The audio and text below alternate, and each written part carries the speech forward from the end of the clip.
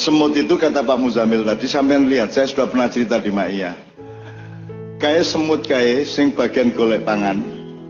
Kui ngumboro intine ana gula apa-apa sing iso dipangan, itu dia nanti misalnya 3 semut. Itu dia mempelajari yang akan dia ambil itu. Butuh semut piro untuk mengangkut semut itu ke sarangnya, ke koryahnya tadi. Nah, selama dia meninggalkan sarang sampai menemukan gula, itu semut meninggalkan jejak. Ya, sehingga ada rute berdasarkan jejak yang ditinggalkan oleh semut tadi untuk supaya petugas atau prajurit yang akan mengambil gula tadi bisa mengetahui jalan. Katakanlah sekarang ketemu gula butuh semut 8. Terus semut 8 wis menuruti jalan yang sudah dikasih kode dan jejak oleh semut ngintai tadi, pencari makan. Begitu sampai di sana semut 8 ini mengangkut gulanya kembali ke sarangnya. Itu nomor 1 yang dilakukan semut beda sama manusia. Ora ana semut sing mangan gula ndisiki sadurunge tekan sarange. Kira-kira nek menungso dididile ora kuwi? Bisa ora tekan sarangnya ya toh. Dan itu kalau diperbesar ke tambang, ke freeport, ke kelapa sawit, ke BUMN, ke reklamasi. Seperti Anda ketahui reklamasi itu jangan dipikir cuma di Jakarta, itu ada 37 wilayah yang sudah dan sedang dikerjakan. Di Jakarta diurek-urek terus akhirnya dibatalke karo Anies, ning sing ning Serang, sing ning Makassar, sing ning Ternate, sing ning Bali berjalan lancar. Jadi mereka akan menciptakan kota-kota besar yang penghuninya bukan orang Indonesia, tidak berbahasa Indonesia dan kaya raya di wilayah-wilayah itu, membokongi atau memantati kalian. Dan itu ada 37. Itu baru reklamasi. Durung meneh kowe nek wis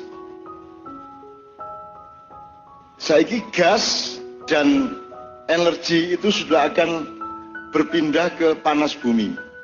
Panas bumi itu gunung berapi ki wis dikapling, wis dikontrak.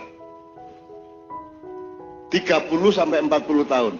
Ya Merapi, ya Merbab, endi wae sing kira-kira ana panas buminya sudah dikontrak, sudah dijual oleh pemerintah tanpa kalian tahu.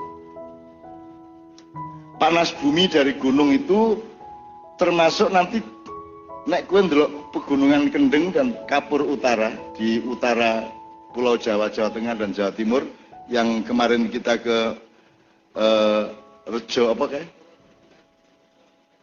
Banjarrejo sampai ke Jombang Kabuh, itu di situ ada jadi 3 benua itu mepet ning Pulau Jawa nisor.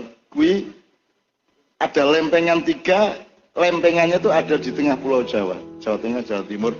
Disitulah ada cekungan-cekungan sangat banyak. Ada namanya ada frame-frame ya, yang merupakan pusat kekayaan Indonesia masa depan, yang sekarang sudah diincar. Ya, jadi kowe iki sugih ra karo-karuan ning wis meh dudu wekmu. Ya. Jadi energi panas bumi akan menjadi energi utama dari gunung itu. Bisa digawe listrik, bisa digawe segala macam.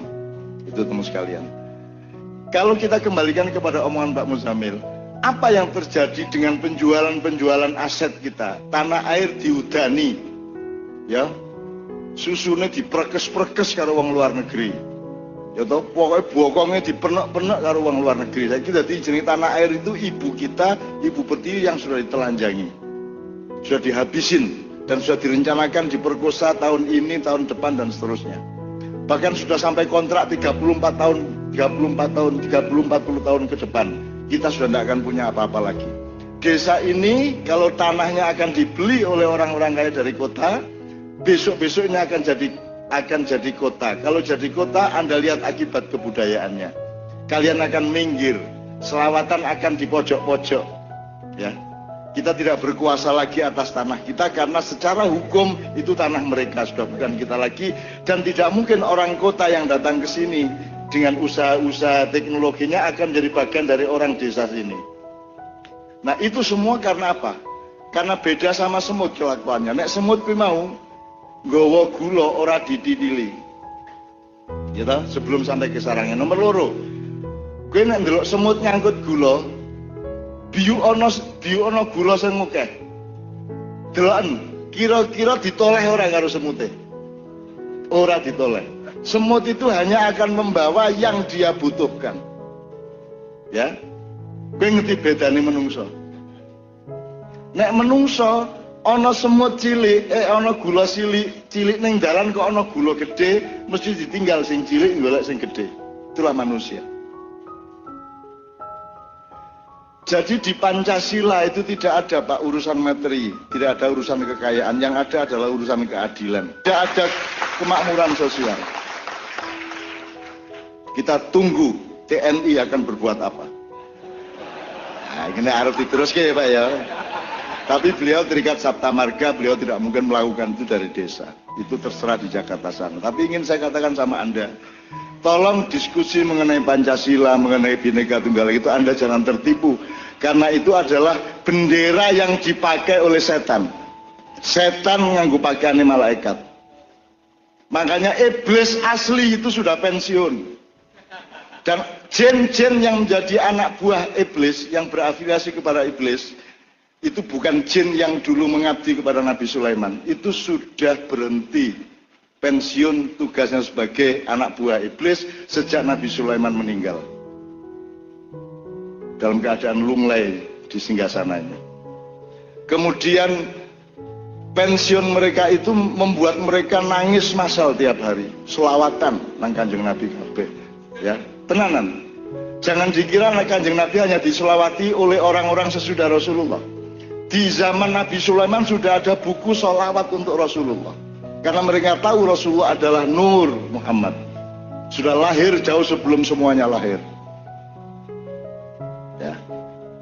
Jadi dua generasi sesudah Rasulullah, Pak Muzamil bisa menjelaskan secara sejarah. Dua generasi sesudah Rasulullah itu memantapkan pasukan-pasukan iblis, batalion-batalion, kompi-kompi, peloton-peloton iblis untuk tidak lagi menggoda manusia. Dan mereka resmi pensiun, diizinkan atau tidak oleh Allah, ketika di Eropa terjadi apa yang disebut Renaissance. Abad kebangkitan menurut orang Eropa dengan ideologi materialisme, tapi itu adalah abad kehancuran kemanusiaan dan ketuhanan menurut Islam. Jadi saya tidak pernah menyebut itu abad pencerahan, itu adalah abad penggelapan. Sejak itulah resmi pasukan jin yang berafiliasi kepada iblis melakukan pensiun resmi, apalagi di Indonesia tidak ada setan. Karena semua setan putus asa di sini. Karena anggota DPR dan pejabat-pejabat melakukan kebobrokan, korupsi dan kejahatan melebihi saran setan. Sarane setan paling nyolong 1 miliar, iki wis nyolong 3 triliun. Coba piye? Setane ora putus asa. Dan seterusnya dan seterusnya. Saya ingin katakan kepada Anda, yang menghancurkan hidup manusia adalah kerakusan. Maka kalau sampean kaya dengan ingkung, sampean makmur dengan desa sampean, tolong jangan sampai ke garis kerakusan.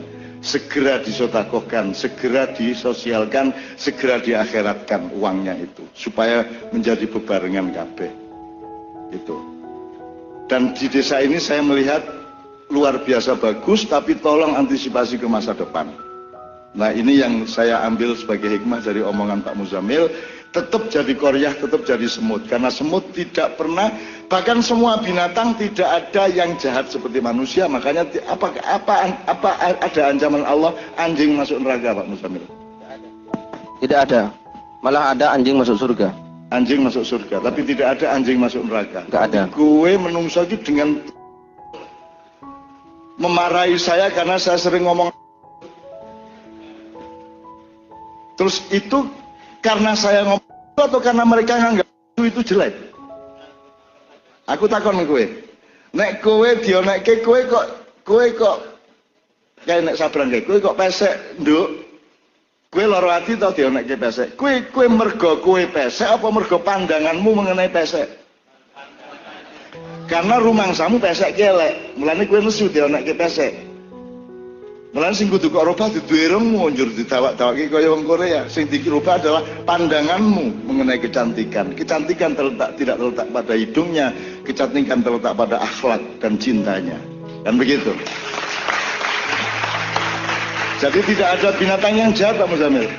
Binatang tidak makan melebihi yang dia maui, yang dia butuhkan, betul enggak? Bahkan tidak ada yang dia inginkan. Gue nek ndelok apa jenenge tikus sing mangan sembarang kae. Gue kudu mesake kae. Mangkel to gue. Nek gue mesake bayangke nek kowe sing dadekke gue. Gue dadekke tikus. Dia tidak bisa apa-apa kecuali melakukan yang dia harus lakukan sebagai tikus. Saonone wesi dipangan kayu, dipangan kain, dipangan driji, dipangan. Nggih mboten? Pancen ngono takdire dhewe lah, semut lah ora iso milih. Dia hanya menjalankan yang dia terima dari Allah Subhanahu wa taala, betul enggak? Jadi teman sekalian jangan merendahkan binatang. Ya. Karena binatang tidak pernah berdosa seperti kita. Gitu loh. Ya iblis ada hitungan lain. Jin ada hitungan lain, malaikat ada hitungan lain. Tapi pokoknya intinya sebenarnya manusia ini yang paling bikin repot. Saya akan cerita panjang lebar kapan-kapan di Ma'iyahan mengenai apa yang akan kita alami di tahun-tahun yang segera akan kita masuki. Tapi malam hari ini kira-kira prinsipnya jelas. Ayo sinau dadi semut di dalam koryahnya. Kan gitu kira-kira. Satu, tidak ragus. Jangan menomorsatukan apa tadi Pak Muzamil? Jangan menomorsatukan badokan. Badokan. Meskipun badokan kui penting neng ora nomor siji. Kalau ilmu kita jelas selama ini sandang, pangan, papan. Bahkan ini dikasih dialektika oleh itu tadi apa jenenge? Kumpul ora kumpul, ora mangan, kumpul. Angger kumpul. Bukan soal rumahnya tapi kumpulnya. Orang omah ning tetep kumpul ya iso to ya ning alas, ning lapangan kan iso. Tapi nomor satu adalah persatuannya, silaturahminya kan gitu. Nah kalau sandang pangan papan kan kue wis ngerti sih apa jenenge workshopnya selama ini dalam Ma'iyyah. Bahwa nek kue kena gempa kaya wingi kae, njur maring ditulung karo mbok sapa teko ring kene ming ana panganan karo celana, kue milih panganane apa celanane? Celana. Kan kue ora mungkin jawab, wis ora apa-apa sing penting mangan ra kathokan ra apa-apa kan ora mungkin. Kan kue tetep milih aku sing penting aku kathokan milih ra apa-apa. Karena Anda adalah manusia, jadi tetap sandang nomor siji, nomor loro pangan, nomor telu papan. Orang di omah rapopo anggere iso mangan, kan gitu. Ning orang mangan rapopo anggere katokan. Lah kalau sekarang ini menurut sampean Indonesia ini katokan ora? Saiki ki Indonesia iki katokan ora? Diplorot apa diplorot dhewe? Diplorot uang apa diplorot dhewe? Malah dipelorot monggo dipeliak-peliak. Monggo Mas, investasi dong. Gimana? Monggo. Jadi itu sebabnya Pak Muzamil mengatakan negara sinau nang desa apa desa sinau nang negara. Kebo nyusu gudel apa gudel nyusu kebo. Ini negara tidak belajar kepada desa. Ono merti desa, ora ono merti negara. Apa meneh? Bersih desa tapi tidak ada bersih negara, betul enggak? Negara sama sekali tidak hanya tidak belajar kepada desa, negara sangat merendahkan desa. Termasuk dana desa dipikirnya itu menyenangkan orang desa. Itu ngerepotin Pak Lurah. Mas, apa meneh regulasi ini ra cetha. Ora sesuai dengan apa yang terjadi di kampung yang berbeda-beda. Dan itu dipikirnya orang desa dikasih duit oleh pemerintah gitu. Cara berpikirnya. Pemerintah itu endi kowe duit? Loh, ya pemerintah iki wong sing dibayar apa sing dibayar apa sing bayar? Sing dibayar kok ngekeki duit nang wong sing bayar? Wong desa lak rakyate lak sing bayari. Endi ana buruh ngekeki duit jeragane? Nggih mboten. Lah iya kok kowe jari ini bantuan pemerintah. Pemerintah kok bantu ra iso kowe. Kuwi duitnya rakyat dhewe kowe menyampaikan bukan bantuan. Enggak ada bantuan pemerintah.